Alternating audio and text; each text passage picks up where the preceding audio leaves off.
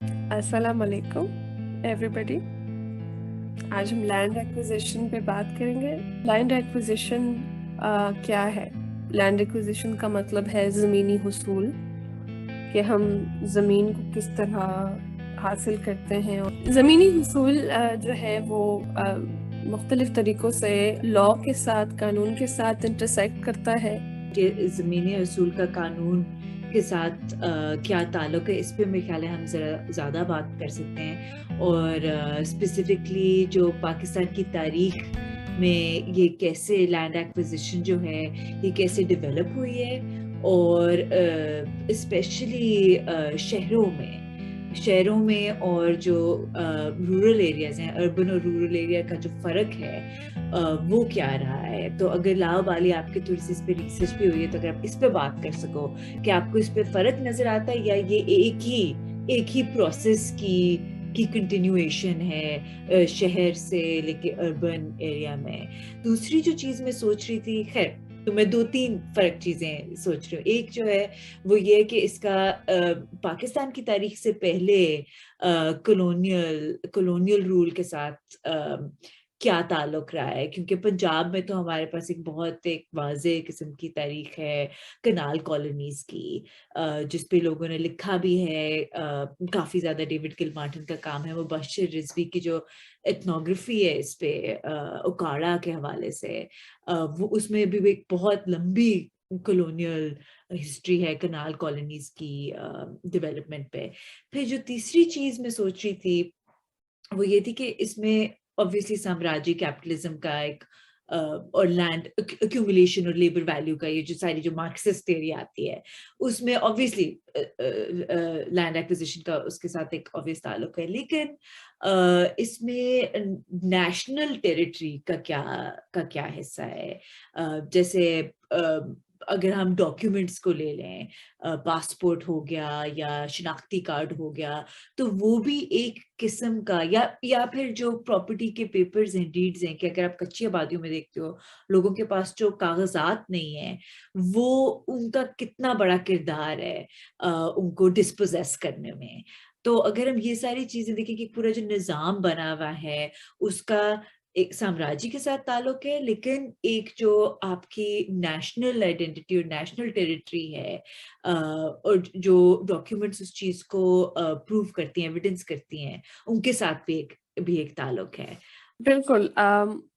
इसका ताल्लुक तो बिल्कुल कॉलोनियल निज़ाम के साथ और कॉलोनियल जो लॉज़ रहे हैं, ख़ास तौर पे जो लैंड एक्विजिशन एक्ट है, जो हमने इंडिया से ही लोन किया था, वो 1894 में अमेंड भी हुआ था और फिर उसकी मुख्तलिफ सब्सिक्वेंट अमेंडमेंट्स हुई हैं लॉ में। लेकिन हर जगह पे, पाकिस्तान के हर सूबे में लैंड एक्विजिशन एक्ट की जो प्रैक्टिस है वो बहुत मुख्तलिफ है। पंजाब में मुख्तलिफ है और सिंध में और खैबर पख्तूनख्वा में काफ़ी मुख्तलिफ है। खैबर पख्तूनख्वा और सिंध में काफ़ी इलाके ऐसे हैं जहाँ पे लैंड का जो रिलेशनशिप रहा है लोगों का, वो कस्टमरी रहा है। Customary as in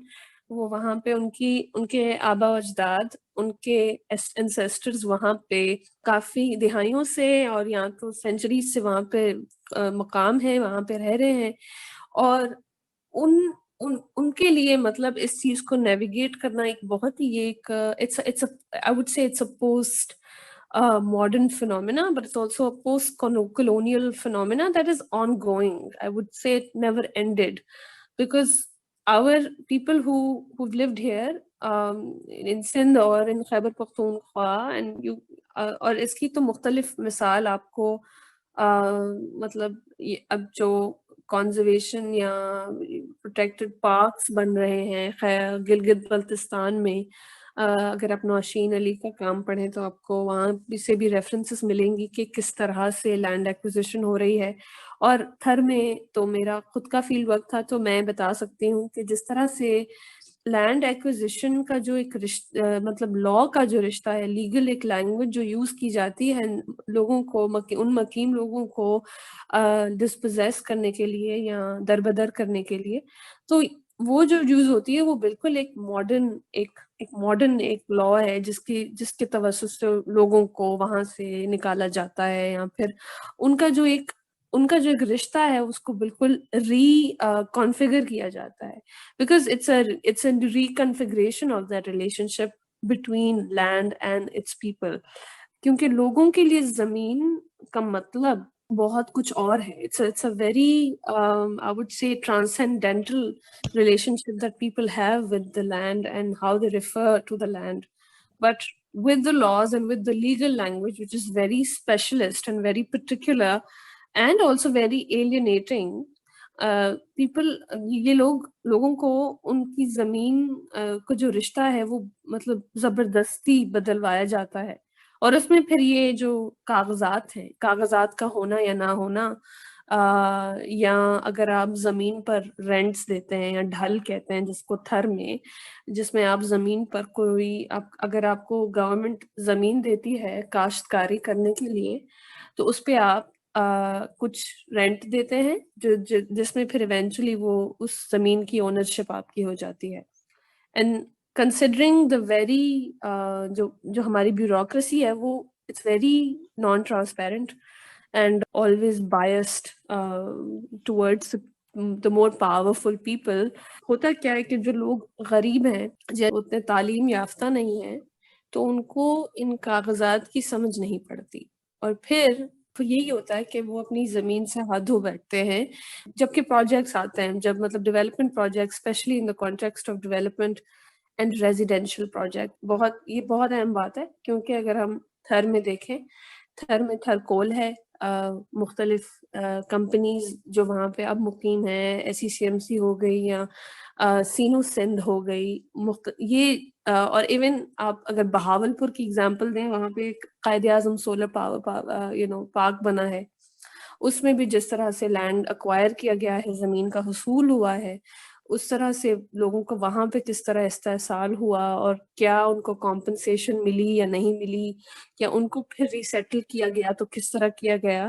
land acquisition کے حوالے سے میرا جو سب سے بڑا سوال ہے وہ یہ ہے کہ ہم لینڈ ایکوزیشن میں یہ تو سوچتے نہیں ہیں کہ اگر ہم زمین سے اب جب کسی کو اب دربدر کرتے ہیں، ڈسپوزیس کرتے ہیں، وہ تو ایک فزیکل ایکٹ ہے جس میں اس کی آبویسلی فائنینشلی طور پہ یا معاشی طور پہ وہ انسان کافی محرومیوں کا شکار ہو جاتا ہے، یا جو خاندان ہوتے ہیں یا جو کمیونٹیز ہیں. لیکن ہم یہ بھی نہیں سوچتے کہ ہاں کس طرح سے اس کا ایک ماحول پہ اثر پڑتا ہے، یا ایکولوجی، یا ان کے ایون کمیونٹی کے جو کسٹمری ریلیشنز ہیں زمین کے ساتھ، یا پھر ان کی ایک کلچر کے ساتھ، اس پہ کتنا زیادہ فرق پڑتا ہے. اور آپ بحریہ ٹاؤن میں دیکھ لیں، جو گبول ولیجز جو ڈسپلیس ہو رہے ہیں، یا پھر آپ ملیر میں دیکھ لیں، یا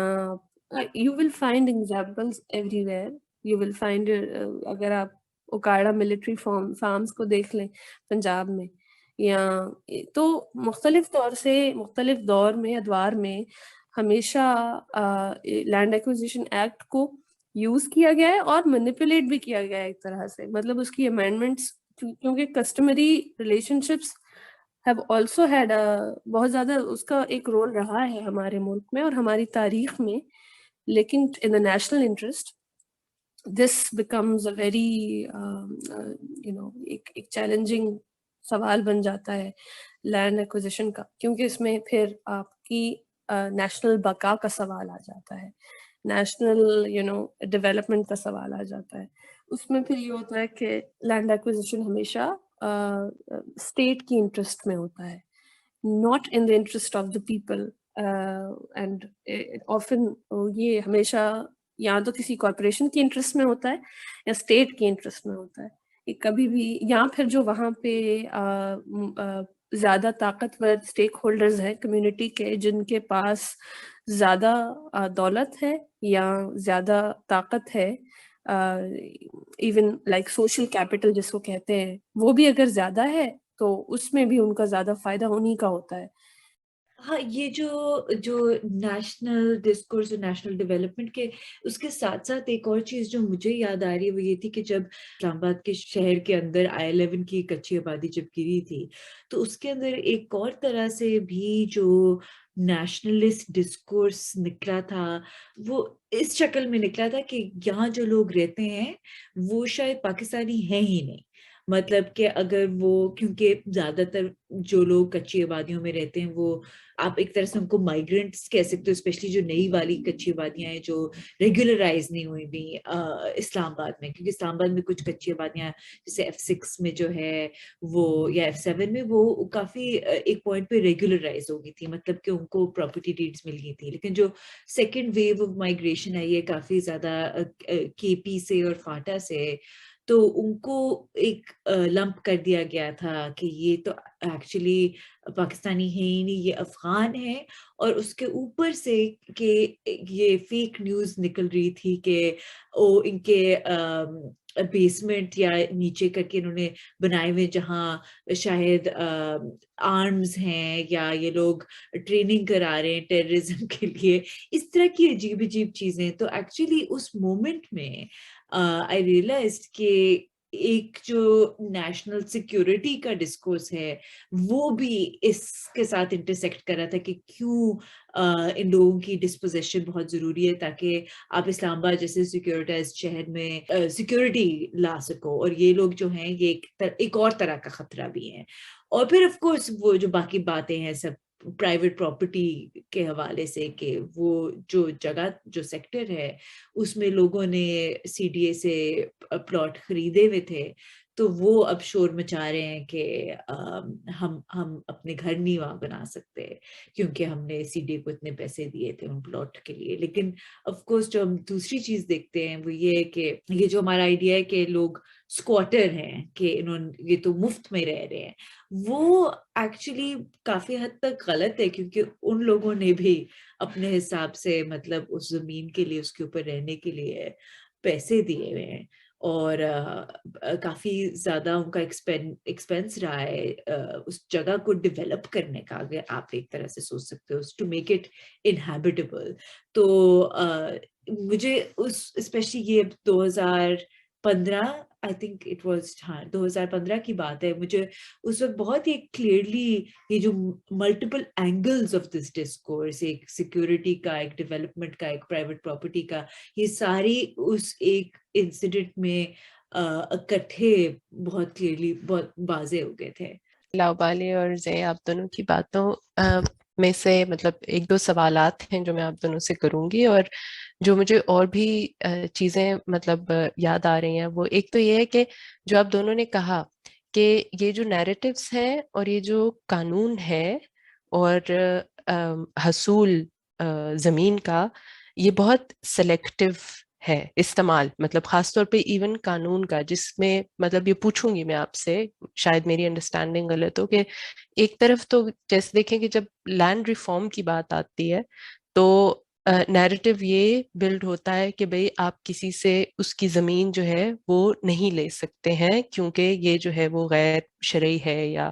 شریعت نے حق دیا ہوا ہے کسی کو اس کی زمین کے اوپر، تو آپ اس کو لے کے ری ڈسٹریبیوٹ نہیں کرتے، جو کہ مطلب ایک نظر آتا ہے نا کہ آپ دیکھ رہے ہیں کہ اچھا اگر آپ یہ لیتے ہیں تو کون فائدے، کس کا اس میں فائدہ ہو رہا ہے اور کس کا اس میں نقصان ہو رہا ہے. تو قانون وہاں پہ استعمال ہوگا ایکوائر کرنے کے لیے جہاں نقصان جس کا ہو رہا ہے وہ غریب ہے یا جس کے پاس طاقت نہیں ہے، یا جو پیریفریز میں فار ایگزامپل زیادہ آسان ہو جاتا ہے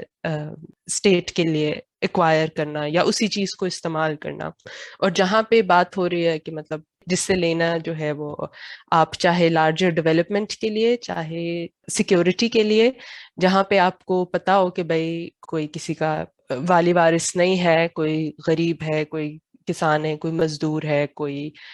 سیٹلمنٹس میں رہ رہا ہے، تو اس کے لیے آپ آپ سلیکٹیولی وہاں پہ قانون استعمال کرتے ہو. دوسرا جو ایک اور نیریٹو ابھی ریسنٹلی ایک ریسرچ یہاں پہ اسلام آباد کی کچی آبادیوں کو لے کے ایک ریسرچ میں نے پڑھی، اس میں ایک اور جو مطلب एडेड नैरेटिव है वो क्रिमिनलिटी का भी है, और साथ में ये भूखे गरीब लोग जो कि सिर्फ छीनना चाहते हैं और ये लोग काम नहीं करते हैं और इन लोगों को सिर्फ फ्री मील्स चाहिए, और साथ में ये भी कि ये लोग चोरियां डाके करते हैं और ये लोग जो हैं काम नहीं कर रहे हैं, वो भी नैरेटिव जो है वो बिल्ड होता है। और अगेन वो कानून भी और नैरेटिव भी एक ही चीज का बहुत सेलेक्टिव इस्तेमाल है, कंसिडरिंग कि किसका उसमें फायदा हो रहा है, किसका उसमें नुकसान हो रहा है। तो इसमें मतलब जो बात मैं आप दोनों से पूछना चाह रही थी वो थी कि कैसे ही तरफ लैंड रिफॉर्म की जब बात आती है तो वो क्या उसको उसकी फ्लिप साइड आपको नजर आती है, लेकिन जहाँ आपने डैम बनाने हो, सड़कें बनानी हो और गवादर को एक्वायर करना हो फॉर एग्जांपल, तो आप बिल्कुल जो है वो एक फर्क नैरेटिव इस्तेमाल करते हैं वहां पे। अगर हम उसका जो लैंड रिफॉर्म का जो डिस्कोर्स है ना, खुद का जो डिस्कोर्स है, उसकी अगर ट्रेजेक्ट्री को देखें पाकिस्तान की तारीख में, और अब भी अगर कंटेम्प्रेरी टर्म्स में हम देखें, तो पहले कुछ पॉलिटिकल पार्टीज लैंड रिफॉर्म की बात भी करती थी और एक्टिवली आउटस्पोकन थी लैंड रिफॉर्म के हवाले से, even the more main stream parties like peoples party. But if you see it now in contemporary terms, in the past, पिछले कुछ 10 सालों से लैंड रिफॉर्म तो क्या, अब तो ऑपोजिट बात होती है। और इसी में सेकंड सवाल का भी जवाब मौजूद है कि किस तरह से क्रिमिनलिटी को आगे लाया जाता है, और उसमें फिर लैंड एक्विजिशन के साथ साथ पीनल कोड का भी इस्तेमाल होता है, जिसमें पीनल कोड या फिर आई थिंक 144 उसमें लगा देते हैं किसी न किसी तरह से लोगों की प्रोटेस्ट को बैन करने के लिए। इसमें अगर आप एग्जाम्पल देखें तो अभी जुलाई में ही दो भील जो एक लेबरर थे SCCMC में, Sindh Engro coal mining company में, थर पार्कर में ही डाइड। एंड इंटरोगेशन तो हुई थी उसकी, लेकिन उसके बाद एक प्रोटेस्ट जैसे वर्कर्स का प्रोटेस्ट था वो शुरू हो गया थर पार्कर में। लेकिन ये मसला सारा ये कि उस प्रोटेस्ट को मज़ल कर दिया जाता है, उसको पीनल कोड लगा के, क्योंकि because they are talking about against the interest, against the interest of the state, against the national interest, तो ये बहाना करके फिर ऐसी मूवमेंट्स को दबाया जाता है और मतलब रिप्रेस किया जाता है। जमीनी हुसूल में जब भी बात आती है तो लोग इंक्रोचमेंट का नाम लेते हैं, इंक्रोचमेंट है बहुत ही एंटी पुअर, एक जो गरीब लोगों से मुनाफरत फैलाने की एक बहुत सोची समझी एक स्ट्रेटजी है, जो कि कराची में भी इस्तेमाल हुई है। अगर आप गुज्जर नाला की एग्जांपल लें, गुज्जर नाला के पास जो भी लोगों का इस्तेसाल अभी भी हो रहा है, जो कि अभी कराची बचाओ मूवमेंट एक की जो तहरीक बनी है उसमें जाके थोड़ा सोलिडिफाई हुआ है। लेकिन अगर देखा जाए तो उसमें भी यही हो रहा है कि एक जो डिस्कोर्स बन गया है, बहुत पावरफुल, बहुत ताकतवर के एक डिस्कोर्स है, एक कॉन्वर्जेशन और एक नैरेटिव जो बन गया है, वो ये है कि ये लोग तो कब्जा खोर हैं, या जो जिस तरह से बैठे हुए हैं, and this is illegal. Legal और illegal is also very important. जिस तरह से वायलेंस को लीगल लैंग्वेज के थ्रू इसको सस्टेन किया जाता है और बार बार री-इन्फोर्स किया जाता है कि भाई ये तो इलीगल में बैठे हैं, इलीगल बैठे हुए हैं ये लोग। And this builds into the anti-poor narrative, ये कि भाई इन लोगों को नहीं होना चाहिए, इधर पे होना ही नहीं चाहिए था, why do they exist here, why do they live here। यही लोग हैं जो कि पाकिस्तान की इंडिजिनस पॉपुलेशन का हिस्सा हैं, यही लोग हैं जिन्होंने ये शहर बनाए हैं, जिन्होंने अपने लेबर से इन चीज़ों को डेवलप किया है। लेकिन यही इस इस्तेसाल का हिस्सा मतलब का शिकार बनते हैं। किस तरह से फिर हम लॉ को, क्योंकि अगर आप थर के केस में देखें, SCCMC के केस में, और जिस तरह से एक पीपल्स मूवमेंट बन रही थी थर में, मेरे ख्याल से 2014 से 2018 के बीच में कुछ मूवमेंट थी जो गोरानो डैम के आसपास थी, जिसमें जो गोरानो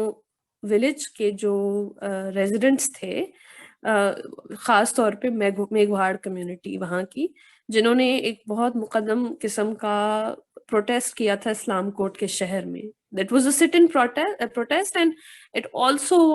ये मतलब पिटिशन तक जा गया था और कोर्ट में गया था. लेकिन वही हुआ, क्या हुआ कि the court acted in the interest of the company. यही होता है. और this is what happens when जब प्रोटेस्ट कोई बनता है, ऑर्गेनिक प्रोटेस्ट भी हो, प्रोटेस्ट अगर बिल्कुल उसमें एविडेंस भी हो, उसमें वसूख के साथ भी किया हुआ हो अगर वो प्रोटेस्ट, उसके बाद भी यही होता है कि कोर्ट में जाके, कोर्ट कचहरी में जाके उन लोगों को क्या किया जाता है. मैं I would even use the word harass, क्योंकि अगर आप उस कोर्ट के जो लॉज हैं जो इनएक्सेसिबल हैं, जो एक आम आदमी या औरत नहीं समझ सकते, और वो अगर इतना खौफ आता हो, अगर अगर वही कोर्ट कचहरियां आपके जेब पे भी भारी हों और आपको इस तरह से आपका इस्तेसाल करती हो, तो फिर आप डिस्करेज हो जाते हैं उसको फॉलो करने के लिए भी, फॉलो अप करने के लिए भी. ये ओकाड़ा में भी हुआ है, ये थर में भी हुआ है, ये गुज्जर नाला में भी हो रहा है. लाइक कितने लोग गुज्जर नाला के केस में भी कितने लोग हैं जो अपनी जान से हाथ गवा बैठे हैं बिकॉज ऑफ दिस प्रोटेस्ट जो स्टेट के साथ चल रही है. मैं एक सवाल जो है वो आप दोनों से दोबारा मतलब एक अगला सवाल करूंगी, और ये खास तौर पे आपसे कि आपने शुरू किया कि कैसे जो जमीन का हसूल है उसका एक मतलब आज जो हमें उसकी शक्ल नजर आती है पाकिस्तान की रियासत में, वो एक तसलसल है कॉलोनियल स्टेट का ही, और कैसे कि वो कॉलोनियल स्टेट बिल्डिंग का जो प्रोजेक्ट था कि यहाँ पे जो अंग्रेज था, जो एक मुख्तलिफ शक्ल की रियासत यहाँ पे बन रही थी अंग्रेज के आने के बाद, उसने कैसे इन सारी चीजों को इस्तेमाल किया एक खास किस्म की रियासत बनाने के लिए, और कैसे फिर जब वो तो खत्म हो गई और फिर मतलब अब जो मौजूदा हमें रियासत नजर आती है पाकिस्तान की, उसने भी उन्हीं सारे मतलब टूल्स को इस्तेमाल किया, और वो जैसे कि उकाड़ा की एग्जांपल दी, या फिर ये डेवलपमेंट की एग्जांपल दी, या फिर जो है वो सिक्योरिटी की एग्जांपल दी, कैसे आज भी रियासत जो है उसी तसलसल से उन चीज़ों को इस्तेमाल करती है. तो इसका अगर एक थोड़ा सा तारीखी तनाज़ुर जो है वो अगर आप एक्सप्लेन कर दो तो. हाँ, ये बहुत लंबी तारीख हो जाएगी, लेकिन जहाँ तक मेरी अंडरस्टैंडिंग है, उसमें मैं बिल्कुल कोई एक्सपर्ट नहीं हूँ. मैंने जहाँ तक इसको देखा है वो जो कागजात और रिकॉर्ड्स जो जनरेट होते हैं स्पेसिफिकली शनाख्त के लिए, मैंने उस एंगल से ज़मीन हसूल और लैंड एक्विजिशन और लैंड एलोकेशन बल्कि दोनों को देखा है. क्योंकि जो लाओबाली बात करी थी, दोनों कस्टमरी रिलेशन के हवाले से और डिस्पोजेशन और डिस्प्लेसमेंट, ये दोनों इन दोनों चीज़ों की एक लंबी तारीख है. एक तो ये कि जो कस्टमरी लॉ रहा है जो शरई से एक्चुअली अलग है, क्योंकि ये दोनों प्री कॉलोनियल टाइम में दोनों हिंदू मुस्लिम सिख सबका अलग अलग कस्टमरी लॉ था. और सबसे इसकी जो कैनोनिकल किस्म की किताब निकलती है वो C.L. टपर जो एक कॉलोनियल ऑफिशियल थे उनकी थी, कस्टमरी लॉ ऑफ पंजाब की. उसमें एक्चुअली जहाँ तक मैं इस चीज को समझती हूँ वो ये है कि एक तरह से, क्योंकि और जब आप रेवेन्यू सेटलमेंट्स की रिपोर्ट्स भी पढ़ते हो all the way through late 1800s से लेके मिड 1900s तक, जब तक इंडिपेंडेंस नहीं मिलती, उसमें आप देखते हो कि ये जो कॉलोनियल ऑफिशियल्स हैं ये स्ट्रगल कर रहे हैं कि उनको समझ नहीं आ रही कि किस तरह हम कस्टमरी लॉ को किस तरह डिफाइन करें, कि लोगों का कस्टम क्या है. तो एज एन एंथ्रोपोलॉजिस्ट मैं तो ये समझती हूँ कि ये ऑफ कोर्स कस्टम्स थे कि किस तरह, जैसे शामिलात जिसको हम कहते हैं, जो कलेक्टिवली ओन्ड लैंड है, या जो कॉमन ग्रेजिंग था, या फिर पानी के हवाले से कि पानी का एक्सेस किस तरह रहा था, ये सारी लोकेशन पर लोकेशन سے مطلب یہ تھے کسٹمز اس کے اراؤنڈ، لیکن جب ان کو کوڈیفائی کیا جاتا ہے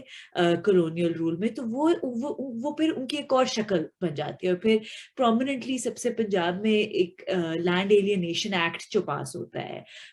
جس میں وہ کہتے ہیں کہ کچھ جو ایسی ٹرائبز اور کاسٹس ہیں جو ذات بیسکلی ذات اور قوم جو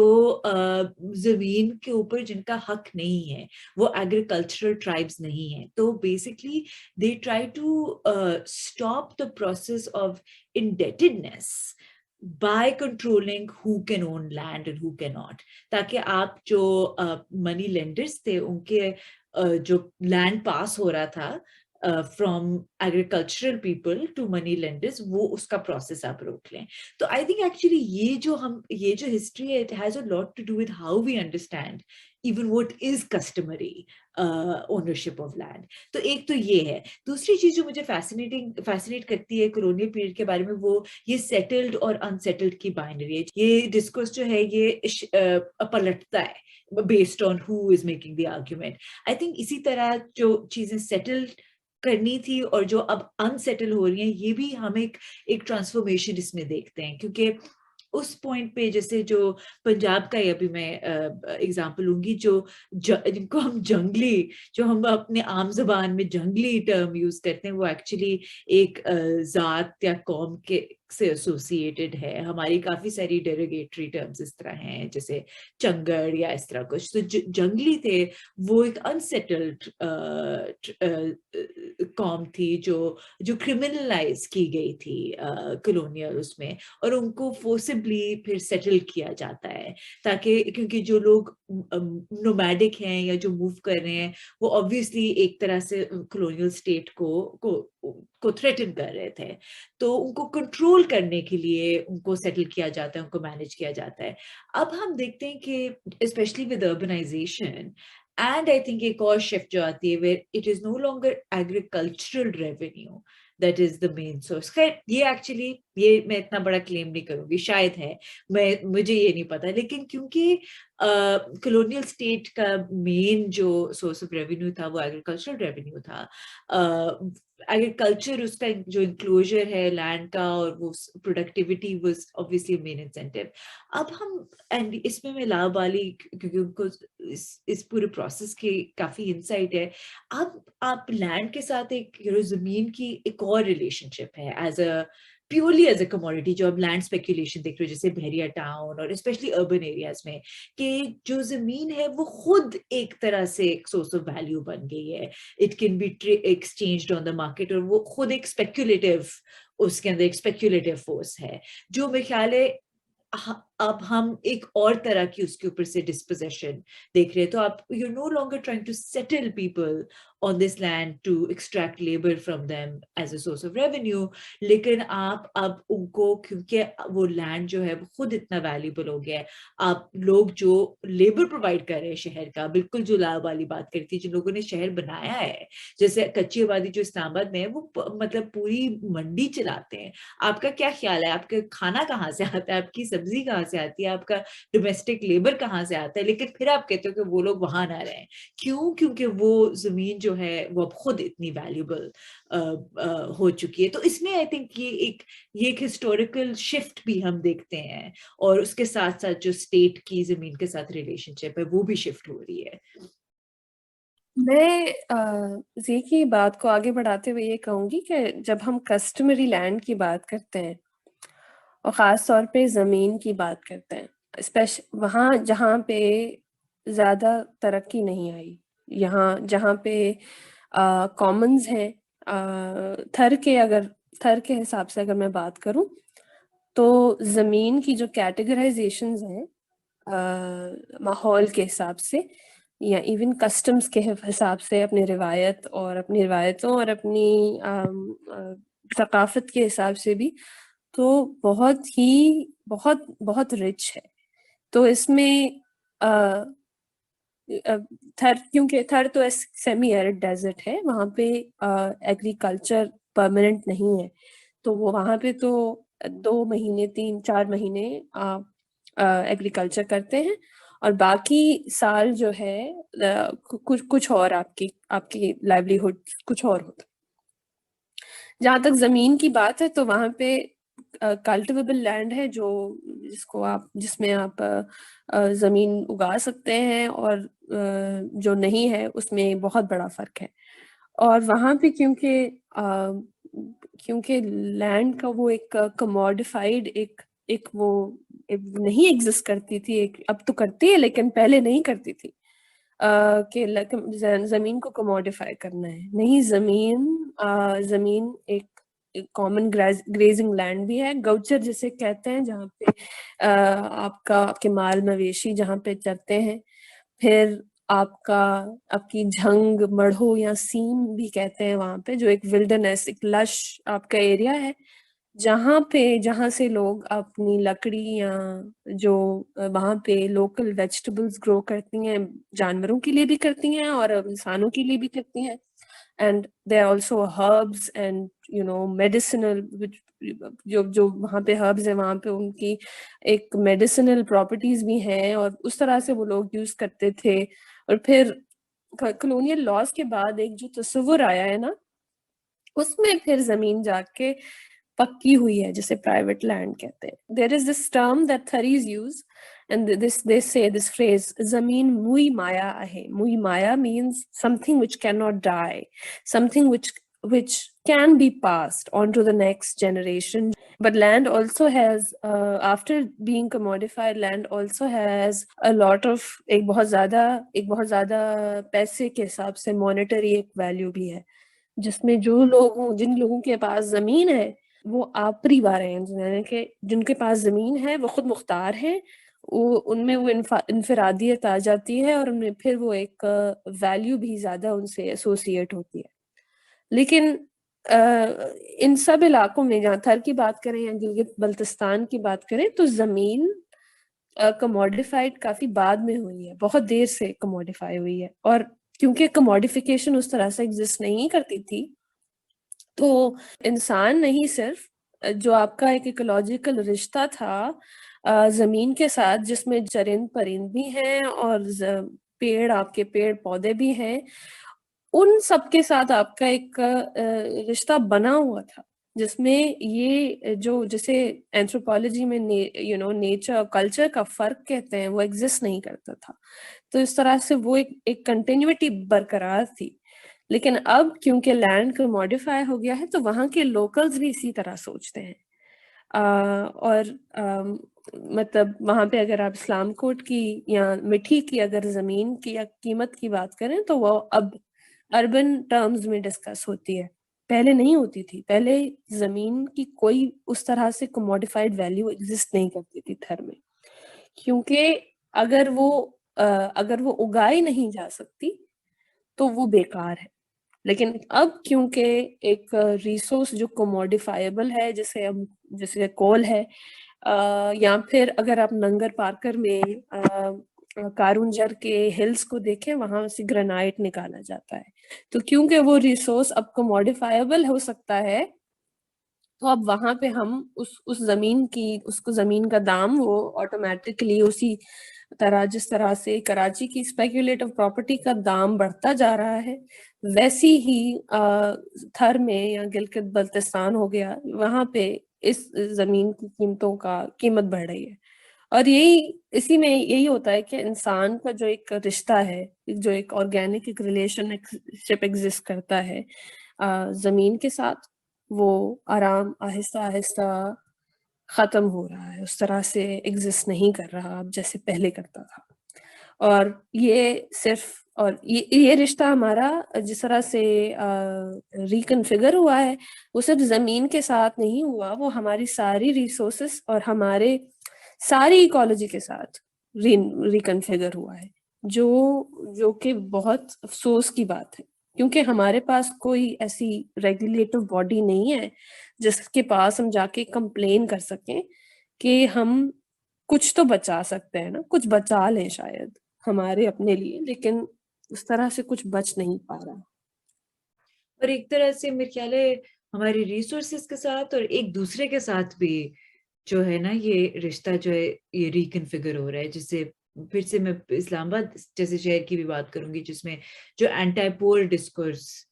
کہ آپ نے پہلے بات کی تھی وہی کہ ایک طرح سے یہ سوچنا کہ کچھ لوگوں کا زمین پہ حق ہے ہی نہیں، اس شہر میں رہنے کا حق نہیں ہے، یا ان کی جو جس طرح سے وہ امیجن کرتے ہیں جو ان کا تعلق ہونا چاہیے زمین کے ساتھ، وہ کسی طرح سے اللیجٹمیٹ اللیگل جو بھی آپ لینگویج یوز کرنا چاہو اس کے لیے کہ وہ ہی نہیں ہے. لیکن اب کنکلوژن پہ آنے کے لیے میں کہوں گی کہ پھر ہم کیا سوچتے ہیں کہ یہ کس طرح سے، آف کورس اس کے اراؤنڈ کتنی ہم ریزسٹنس موومنٹس دیکھتے ہیں، کراچی بچاؤ تحریک، انوائرمنٹل ریزسٹنس موومنٹس، یہ تو سب چلتی آ رہی ہیں کتنے سالوں سے. گوادر میں جو ہم دیکھ رہے ہیں کچی آبادی کی تحریک، تو اس ریزسٹنس کے باوجود ہم پھر بھی ایک ٹرینڈ دیکھ رہے ہیں، کچھ اس کا کوئی آگے کچھ نکلے گا، کچھ بنے گا، ہم کوئی چینج دیکھ سکتے ہیں؟ کیا سولوشنز ہیں؟ سولوشنز بھی نہیں، مطلب کیا اوپننگز کیا ہیں اس چیز میں؟ اوپننگ جو ایک مطلب مجھے آپ دونوں کی باتوں سے یا میری جو کوئی آبزرویشن ہے اس سے نظر آتی ہے، وہ تو ایک یہ ہے کہ مطلب وہ جو نیریٹو ہے اس کو چینج کرنا ہے، کہ رشتہ جو آپ کا، جیسے آپ نے کہا کہ بھئی آپ کا نیچر کے ساتھ، فطرت کے ساتھ، یا جو نیچرل آپ کے ریسورسز ہیں ان کے ساتھ آپ کا رشتہ کس طرح کا ہے. ایسا رشتہ ہے کہ آپ نے ان کو بالکل استعمال کرنا ہے صرف اس لیے کہ آپ اپنا کوئی بہت زیادہ فائدہ حاصل کر لیں، اور مطلب اس سے آپ بہت پیسے بنا لیں اور بہت آپ جو ہیں وہ امیر ہو جائیں، اور اس کے لیے آپ بس ایک دوسرے سے جو ہے وہ لڑائی کرتے رہیں. یا کوئی ایسا رشتہ بنانا ہے جہاں آپ کا عزت کا رشتہ ہو ایک دوسرے کے ساتھ بھی اور زمین کے ساتھ بھی، اور زمین، پانی، ہوا، پہاڑ، جنگل، ان ساری چیزوں کے ساتھ ایک عزت کا رشتہ ہو جہاں آپ اس کو استعمال کر رہے ہو اپنی ضرورت پوری کرنے کے لیے، اور پھر اس کا خیال رکھ رہے ہو اس لیے کہ وہ آپ کی ضرورت پوری کر رہا ہے، نہ کہ اس کو جو ہے وہ اس طرح سے دیکھا جائے کہ ہاں بھئی ہم اس پہ ہاؤسنگ سوسائٹی بنا لیں اور اس پہ ڈیم بنا لیں اور اس سے ہم بہت زیادہ پیسے. اور اس کا مطلب پھر تعلق جو ہے وہ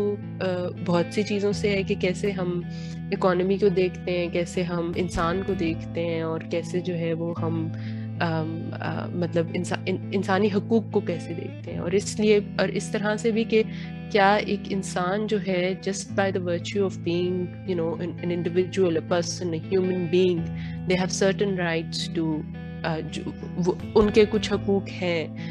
ان ساری چیزوں پہ جو کہ سب کی ہیں، کلیکٹیو ہیں، اور ان چیزوں کا استعمال ہے، ان کی ایک ضرورت ہے، اور لیکن اس کا یہ استعمال نہیں ہے کہ بھئی آپ اس سے جو ہے وہ صرف لیتے ہی رہو اور اس کو کچھ دو نا. ایک تو شاید یہ الٹرنیٹیو ہے جو آپ دیکھ سکتے ہو. اور پھر اس کے بعد مطلب ایک طاقت کا کیا تعلق ہے ریاست کے ساتھ، ریاست میں جو ہے وہ کون طاقتور ہے کون نہیں ہے، اور ریاست کی طاقت کے پیچھے کون سی طاقت ہے جس کا فائدہ ہو رہا ہے اور نقصان ہو رہا ہے وہاں پہ، اس کے بارے میں مطلب بات ہی بندہ کرتا ہے نا. اور پھر اس چیز کو بھی زیادہ ظاہر